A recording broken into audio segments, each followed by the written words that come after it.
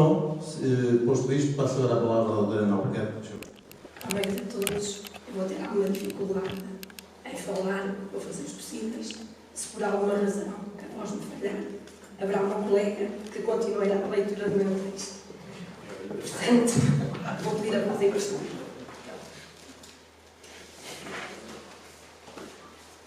A primeira vez que eu ouvi falar de Aquilino Ribeiro foi bem perto desta casa.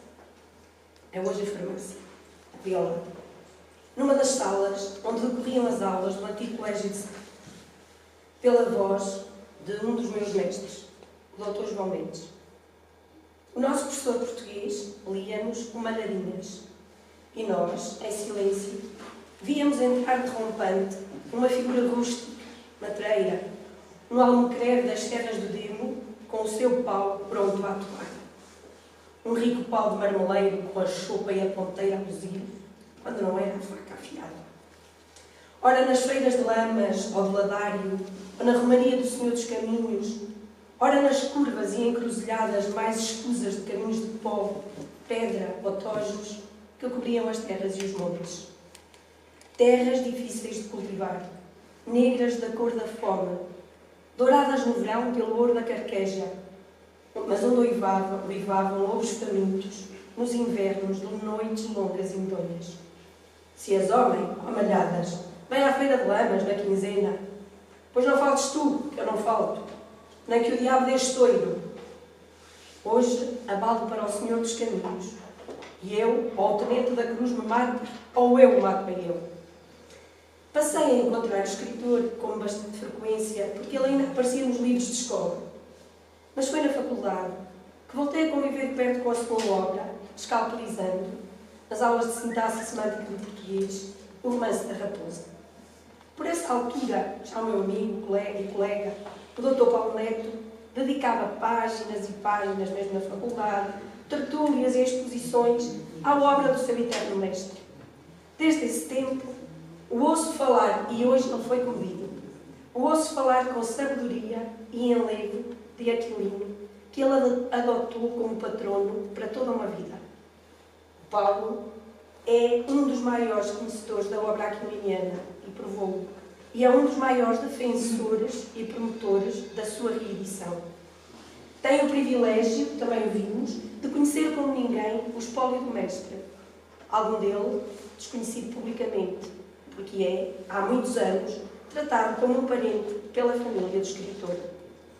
Estava eu a dar os primeiros passos como professora aqui, na escola secundária, organizámos uma homenagem ao escritor.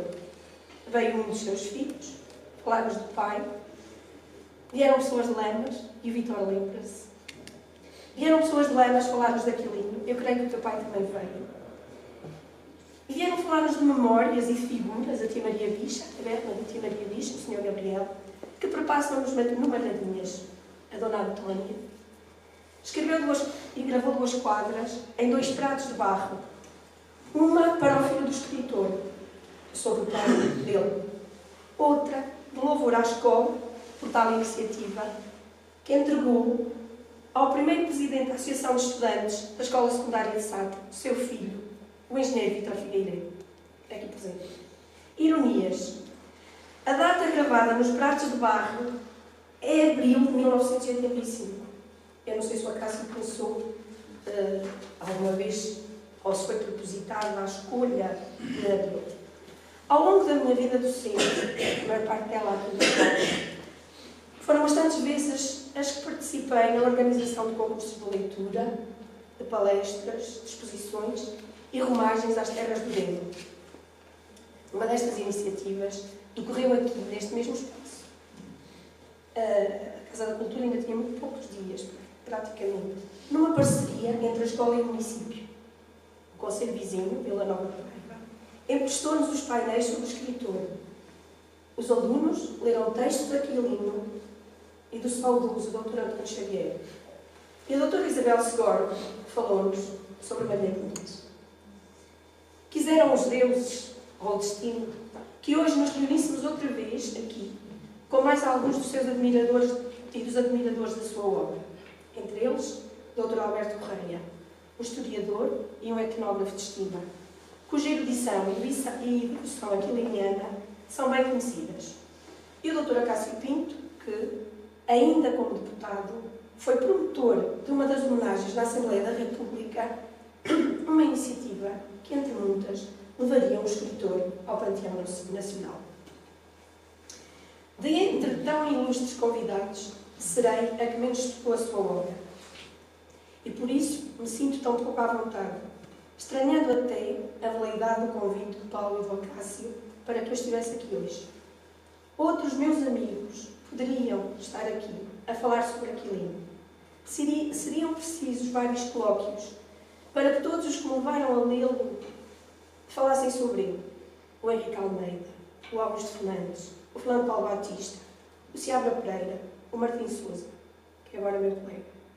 Quero deixar aqui uma vénia particular ao Inês Vaz, que foi um dos presidentes do Centro de Estudos Aquilino Ribeiro, de que sou sócia e em cujas atividades tenho o gosto de participar há mais de uma vintena de anos. De entre os convidados, sou mesmo a menos capaz de falar sobre a obra de Aquilino. Reconheço, mas seria imodesta se não reconhecesse igualmente que há muito tempo procuro fazer com que Aquilino Ribeiro reviva nos seus textos, que eu, como professora desta nossa língua, tenho a honra e o dever de cultivar. Tudo isto para dizer-vos que Aquilino está há muitos anos na minha geografia sentimental. Tudo isto para dizer-vos, afinal, que Aquilino sempre esteve na geografia sentimental dos satenses, que se orgulham de pertencer também eles às terras do Demo, porque Aquilino as eternizou com este nome. Este é um conjunto de terras que não podemos delimitar sem nele incluirmos, obrigatoriamente, as terras de Sá.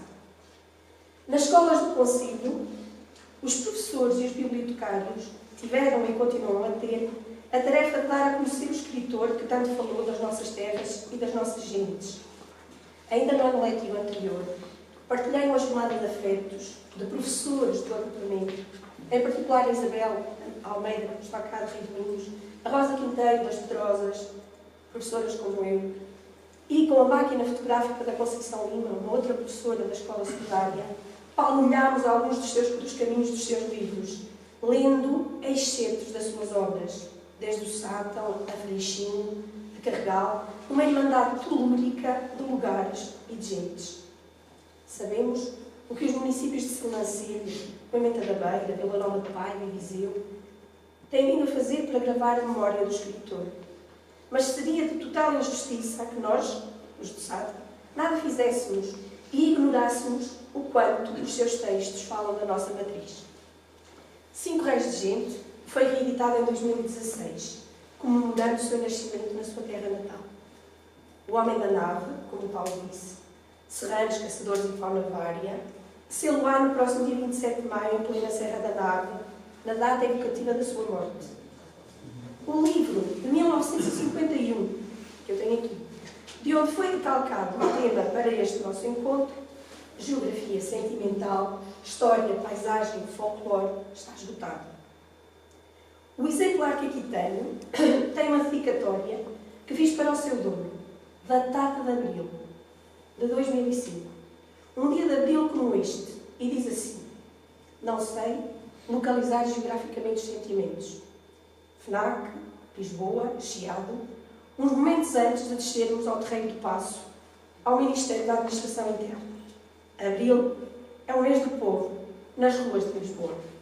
Coincidências. Nesse dia só poderia oferecer um livro de Aquilino Ribeiro a um satense, a um beirão das terras do Demo, que iniciava, nesse dia, a missão de Governador Civil do Distrito de Viseu.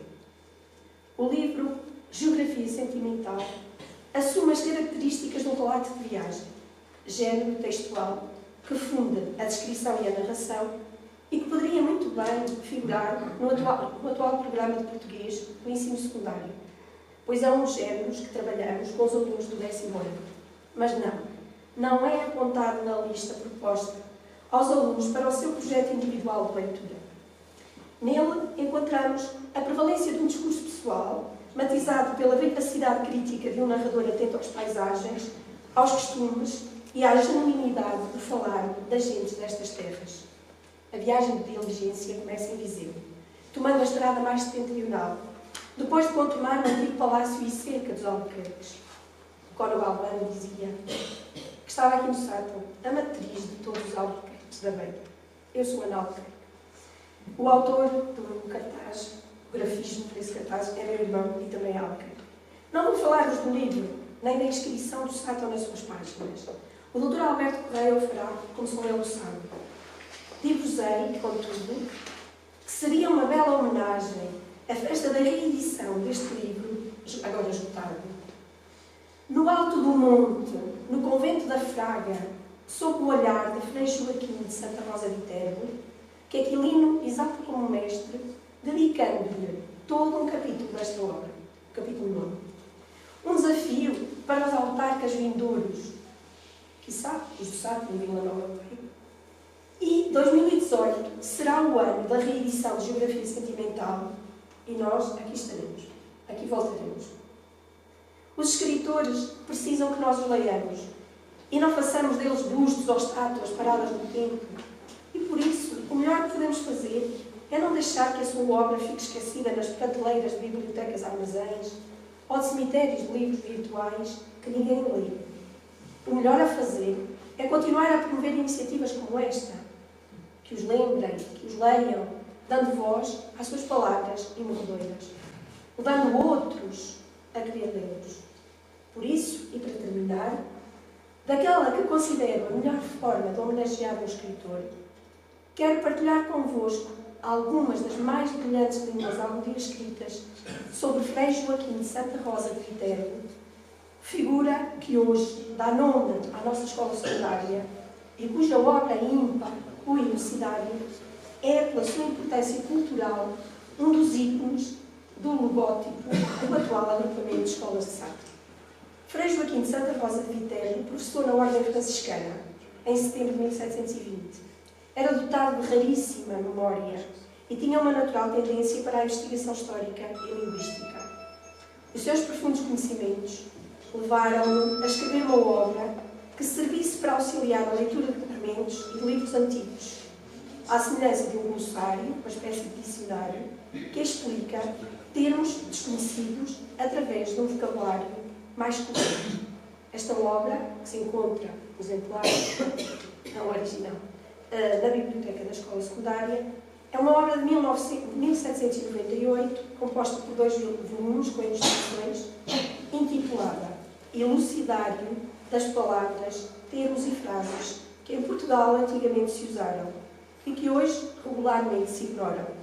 Obra indispensável para se entender sem erro os documentos mais raros e preciosos que entre nós se conservam. Publicado, diz lá no livro, em benefício da literatura portuguesa e dedicado ao Príncipe Nosso Senhor. Queria que pusesse o primeiro diapositivo do texto. Se algum de vocês quiser ler, esta é a melhor forma que nós temos de homenagear os escritores.